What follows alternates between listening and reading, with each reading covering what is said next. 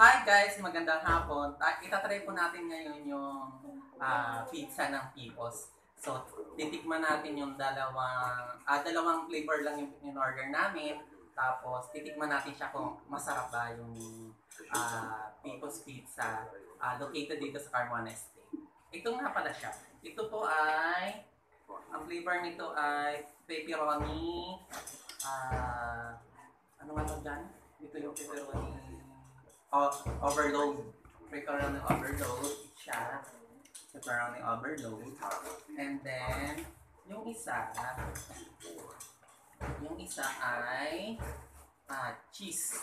As in cheese lang siya. Yan, ganyan. Actually, ano lang siya, 6 pieces.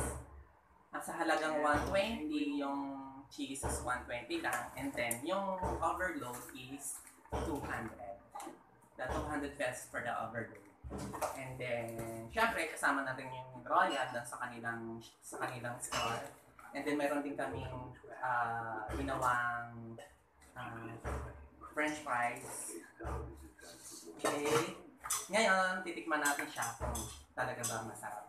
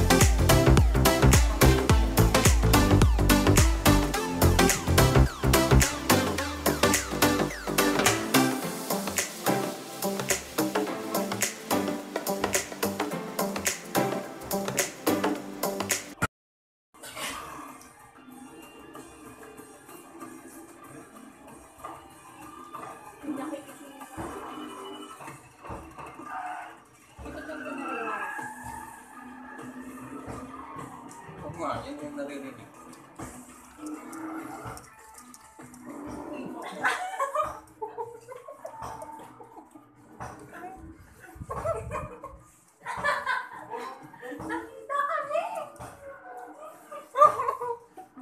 Ayaw nila mag-artista.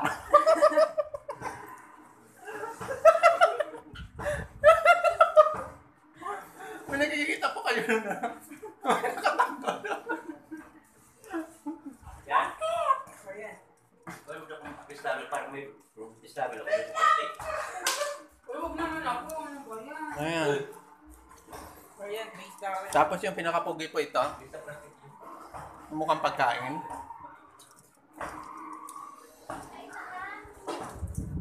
Diyan sa may, yung sa plastic man yan. Sila.